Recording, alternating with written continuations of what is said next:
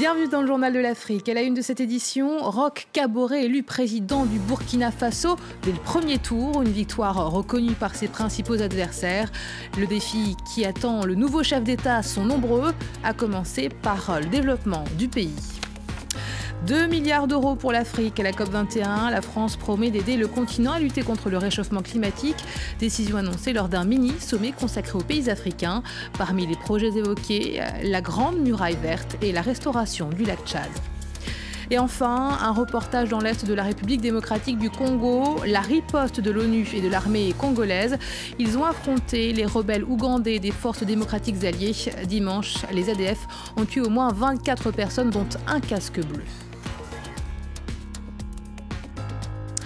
C'est une page qui se tourne pour le Burkina Faso, la fin de l'ère Blaise Compaoré. Le pays a élu son nouveau président dès le premier tour, Roch Kaboré. Il a recueilli 53,49% des suffrages d'après les résultats provisoires. Les Burkinabés ont donc choisi de faire confiance à l'ancien bras droit de Blaise Compaoré. Notre envoyé spécial à Ouagadougou, Pauline Simonet, a recueilli la réaction de l'un des porte-parole du ballet citoyen. Nous sommes dans un endroit hautement symbolique de Ouagadougou. C'est ici qu'a été enregistré et composé l'hymne de la Révolution, la chanson phare qui a été écoutée en boucle pendant cette insurrection. Et c'est dans ce studio d'enregistrement qu'elle a été composée. Vous le voyez, ce studio a été attaqué à plusieurs reprises, encore dernièrement lors du putsch manqué du mois de septembre. Et si ce lieu a été attaqué par les putschistes, par les anti-révolutionnaires, c'est parce que c'est ici que vit l'esprit de la révolution incarné par Smokey, le rappeur burkinabé qui était au devant de la scène au moment de l'insurrection. C'est lui qui a mené cette insurrection avec le ballet citoyen. Nous le retrouvons un an plus tard, au lendemain d'une élection présidentielle qui a porté au pouvoir un ancien proche de Blaise Compaoré qui avait certes rompu avec le régime, mais qui avait travaillé pendant 26 ans avec Blaise Compaoré. Roch Kaboré est le nouveau président élu dès le premier tour. On va demander à Smokey ce qu'il pense de cette élection au Burkina Faso. Bien, écoutez, c'est une élection qui a été contrôlée par l'ensemble des citoyens, y compris nous-mêmes. Et certains jeunes qu'on a pu rencontrer, à qui on a pu parler, qui ont mené cette révolution, se disent un peu déçus. Ils ne comprennent pas qu'un an après la révolution, finalement, ce soit un homme qui a travaillé avec Blaise Compaoré pendant 26 ans, qui a été élu dès le premier tour. Qu'est-ce que vous leur dites? Ben, écoutez, ils ont raison d'être déçus parce que de toutes les façons, on le serait à moins. Parce qu'on s'attendait quand même qu'il y ait un second tour. Malheureusement, ça ne l'a pas été. Mais je crois que c'est aux jeunes qu'il appartient de récupérer le flambeau. L'esprit du ballet citoyen est donc toujours bien vivant. L'esprit de la révolution aussi, c'est ce qu'espère le ballet citoyen et de nombreux jeunes qui sont descendus dans les rues pour chasser du pouvoir Blaise Compaoré. Ils respectent le verdict des urnes, mais ils seront vigilants, disent-ils, avec le nouveau président dès le premier jour de son mandat. L'Afrique à l'honneur de la COP21, un mini-sommet a été consacré aux problématiques climatiques du continent. À la table des négociations, une dizaine de chefs d'État africains, le président nigérien Mahamadou Issoufou, le Camerounais Paul Biya ou encore le Sénégalais Macky Sall. François Hollande a promis 2 milliards d'euros d'aide. Julien Fanchouli. Pour les Africains, cette COP21 est l'occasion de relancer un projet, celui de la Grande Muraille Verte. Concrètement, il s'agit de transformer une bande de terre désertique en rideau végétal. 11 pays sont associés, d'ouest en est du continent, du Sénégal à Djibouti. Il s'agit plutôt de créer un couloir de développement durable permettant aux populations concernées de sortir des affres de la pauvreté. L'autre enjeu pour le continent, c'est de sauver le lac Tchad. Dans le passé, il était l'un des plus grands réservoirs d'eau au monde. Sa disparition progressive alimente la déstabilisation de la région et la montée en puissance de Boko Haram. Nous assistons ni plus ni moins à un drame écologique qui nous interpelle tous.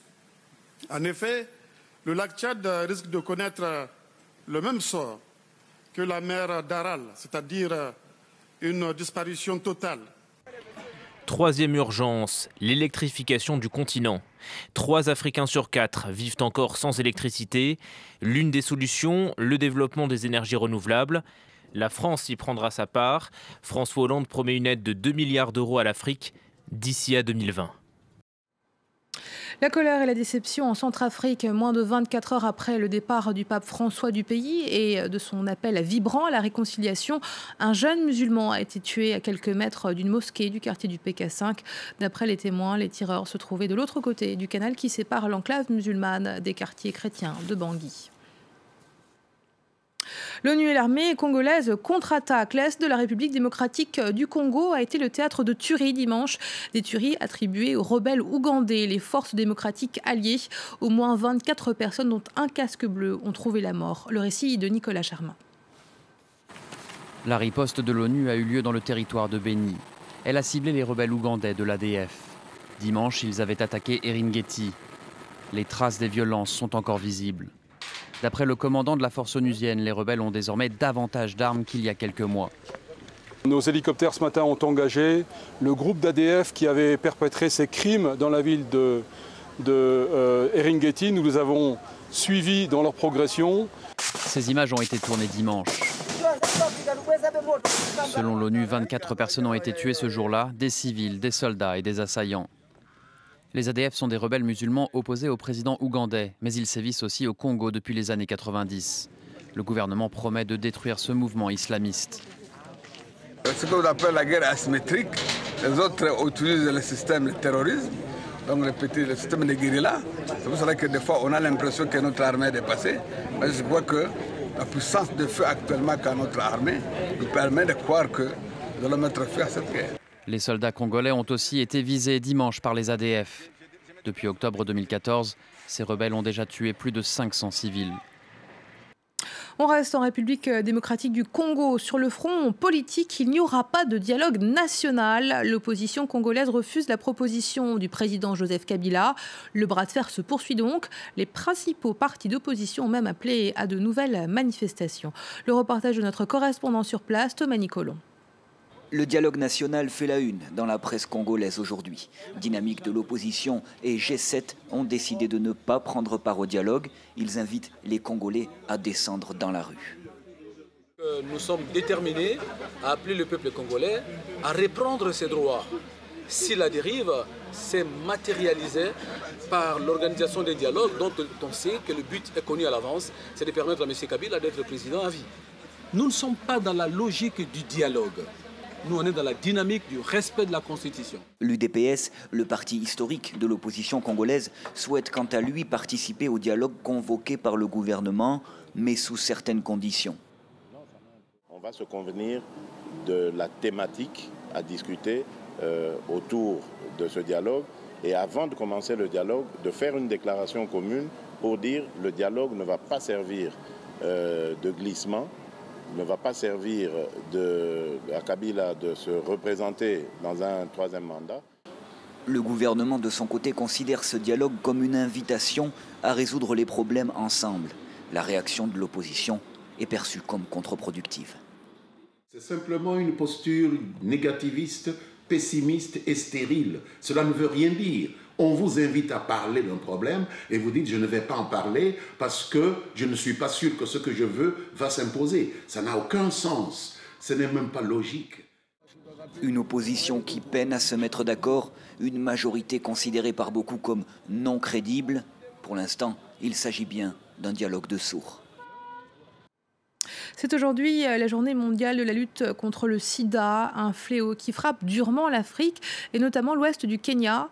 À Homa Bay, 24,1% de la population est séropositive. Médecins sans frontières a décidé de faire du porte-à-porte pour sensibiliser les populations. Pierre Delrieux. Au sud du lac Victoria, cette communauté du Kenya a l'un des taux d'infection les plus élevés au monde. Les employés de Médecins sans frontières font du porte-à-porte pour mobiliser les habitants. Ici, une personne sur 4 est séropositive. L'objectif est que davantage de personnes se fassent dépister. Les résultats sont très prometteurs. Beaucoup veulent savoir s'ils sont séropositifs. Certains veulent le faire tout de suite. Après une conversation de 20 minutes, Marie accepte d'être dépistée. Le résultat revient négatif. Elle n'est pas contaminée. Convaincue par la démarche, elle est prête à encourager ses amis de l'ethnie Luo à se faire tester à leur tour. Ce test m'a aidé à connaître ma situation.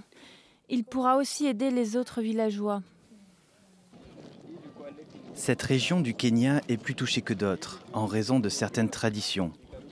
L'échange de faveurs sexuelles contre du poisson est une pratique courante, tout comme la prostitution.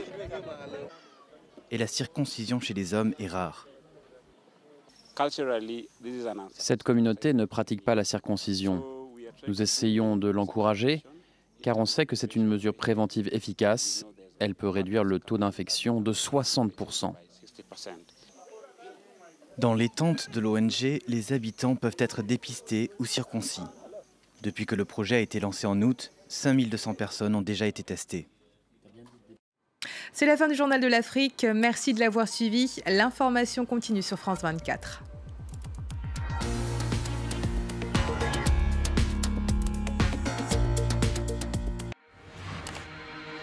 Le climat et moi.